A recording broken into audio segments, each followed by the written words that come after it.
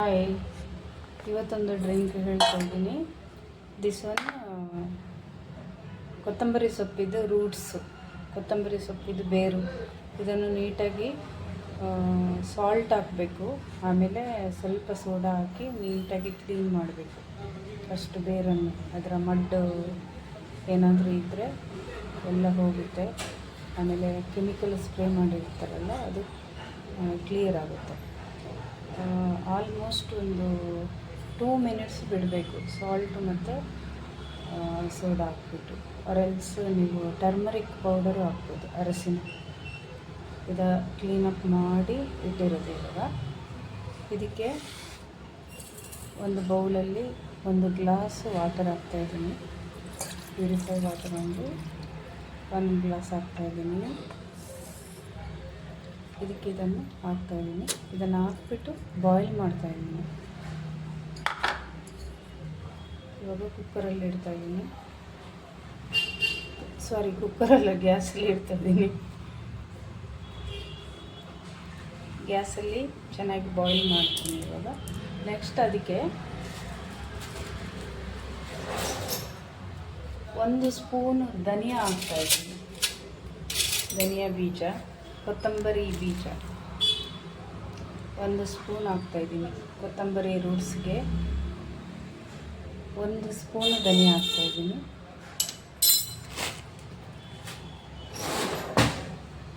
ಇದನ್ನು ಚೆನ್ನಾಗಿ ಕುದಿಸ್ತಾ ಇದ್ದೀನಿ.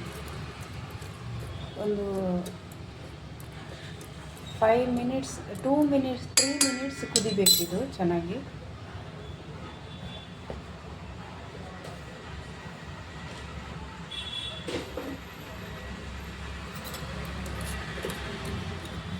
ನೀಟಾಗಿ ಕುದಿಬೇಕಿದು.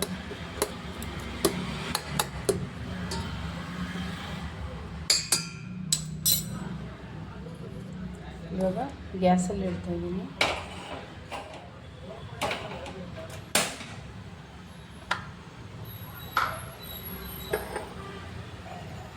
ಟೂ 3 ಮಿನಿಟ್ಸ್ ಕುದಿಬೇಕು, ಅದು ಬೇರು ಸಮೇತ ಕುದಿಬೇಕು.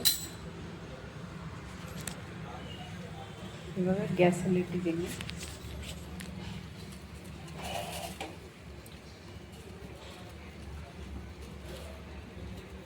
ಇದು ಅರ್ಲಿ ಮಾರ್ನಿಂಗ್ ಆ್ಯಂಟಿ ಸ್ಟಮಕ್ಕಿಗೆ ತಗೊಂಡ್ರೆ ತುಂಬ ಒಳ್ಳೆಯದು.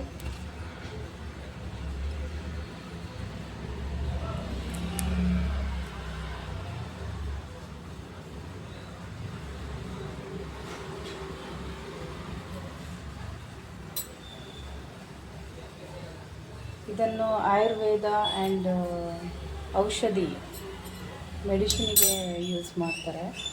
ಧನಿಯಾ ಬೀಜ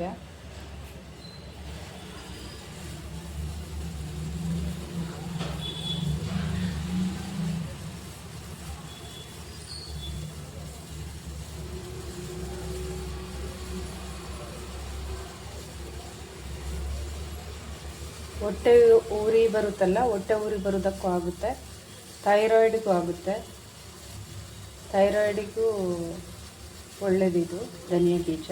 ಹೊಟ್ಟೆ ಉರಿ ಬರುತ್ತಲ್ಲ, ಹೊಟ್ಟೆ ಉರಿ ಬರುತ್ತೆ ಅಂತಾರೆ, ಅದಕ್ಕೂ ಇದು ಒಳ್ಳೆಯದು.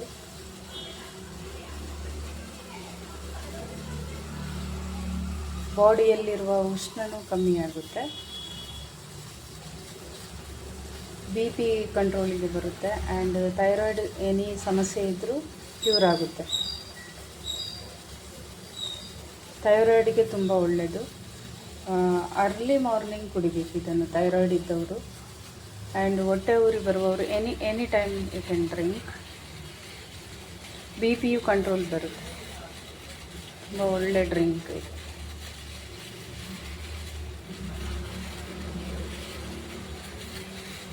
ಟೂ ಮಿನಿಟ್ಸ್ ಕುದಿಬೇಕಿದು ಚೆನ್ನಾಗಿ.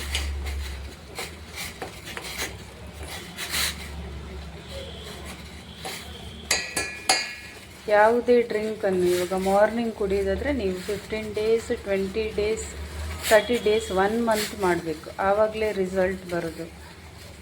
ಇವಾಗ ಥೈರಾಯ್ಡ್ ಪ್ರಾಬ್ಲಮ್ ಇದ್ದವರು ಅಷ್ಟೇ, ಅವರು ಕಂಪಲ್ಸರಿ ಕುಡಿಬೇಕು ಕಂಟಿನ್ಯೂ. ಮತ್ತು BP ಪ್ರಾಬ್ಲಮ್ ಇದ್ದವರು ಅವರು ಕುಡಿಬೇಕು, ರೆಗ್ಯುಲರ್ ಯೂಸ್ ಮಾಡಬೇಕು ಧನಿಯಾ. ಇದು ಒಂದು ಟೈಪ್ ಮೆಡಿಸಿನ್ ಇದು, ಬಟ್ ಪೀಪಲ್ ಮಾಡಲ್ಲ ಇದು. ಒನ್ ಡೇ 2 ಡೇಸ್ ಮಾಡ್ತಾರೆ, ಆಫ್ಟರ್ ದಟ್ ಸ್ಕಿಪ್ ಮಾಡ್ತಾರೆ, ಬಿಡ್ತಾರೆ. ಮೆಡಿಸಿನ್ ವ್ಯಾಲ್ಯೂ ಇರುತ್ತೆ ಇದಕ್ಕೆ.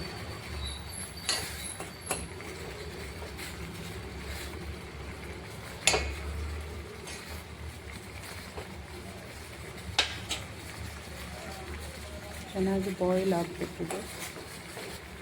1 ಗ್ಲಾಸ್ ವಾಟರ್ ಹಾಫ್ ಗ್ಲಾಸ್ ಆಗಬೇಕು, ಇಲ್ಲ 3/4 ಗ್ಲಾಸ್ ವಾಟರ್ ಆಗಬೇಕು, ಲೆಸ್ ಆಗಬೇಕು, ಆ ಥರ ಕುದಿಬೇಕು. ಇವಾಗ 1 ಗ್ಲಾಸ್ ವಾಟರ್ ಹಾಕಿದ್ದೀನಿ. ಕುಡಿಯೋಕ್ಕೇನು ಇದು ಪ್ರಾಬ್ಲಮ್ ಆಗಲ್ಲ, ಕಹಿ ಅವರೆಲ್ಸ್ ಏನು ಕುಡಿಬೋದು ಆರಾಮ್ಸೆ, ಎಲ್ಲರೂ ಕುಡಿಬೋದು ಇದನ್ನು.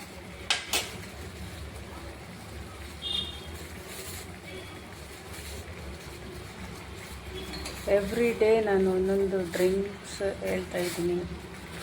ಸೊ ಅದು ಫಾಲೋಅಪ್ ಮಾಡಬೇಕು, ಆವಾಗ ನಿಮಗೆ ರಿಸಲ್ಟ್ ಬರುತ್ತೆ. ಸುಮ್ಮನೆ 1 ಡೇ 2 ಡೇ ಮಾಡಿದರೆ ಅದು ರಿಸಲ್ಟ್ ಬರಲ್ಲ.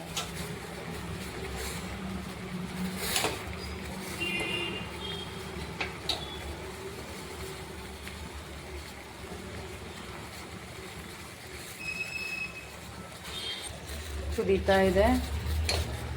ಇದು ನಮಗೆ ಭಾಷೆಯಲ್ಲಿ ನಾವು ಕನ್ನಡನೂ ತುಳುನೂ ಎರಡು ಮಾತಾಡ್ತೀವಿ. ಬಿಕಾಸ್ ತುಳು ಈಸ್ ನಮ್ಮ ಮದರ್ ಟಂಗ್, ಅಂದರೆ ಮನೆಯಲ್ಲಿ ನಾವು ರೆಗ್ಯುಲರ್ ಯೂಸ್ ಮಾಡೋದು ತುಳು.